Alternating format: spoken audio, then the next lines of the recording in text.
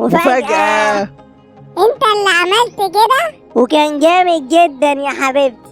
في الأول كنت سريع، وبعدين بقيت متغاظ، واللحظة بقيت سريع ومتغاظ. لكن احنا ما اتفقناش على كده. بس احنا جربنا الطريقة بتاعتك وما نجحتش، ودلوقتي بقينا أغنياء.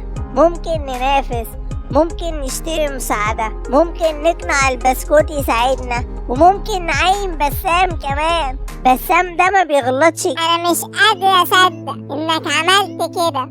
في مقولة بتقول لازم تكسر البيض علشان تصنع العجة. ايه ده قتل؟ لا، ده مجازا يعني. والعجة يعني المجتمع، والبيض المواقف الوحشة اللي لازم تحولها لحاجة حلوة. بالظبط.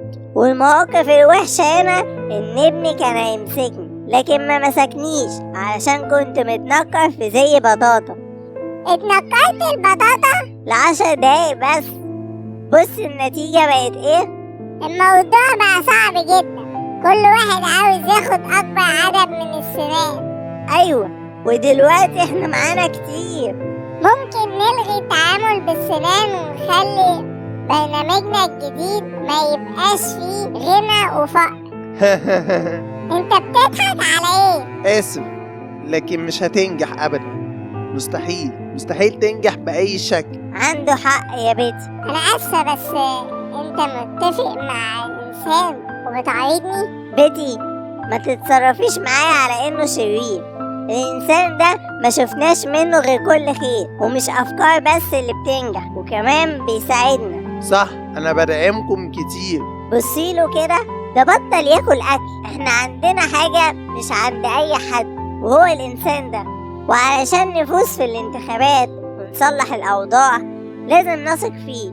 ابنك كان عنده حق، قالك ان ده خطير، وكلامك كمان خطير. لو مفكر اني هقف اتفرج عليك وانت بتسرق، يبقى انت والانسان بتاعك تمشوا من وش.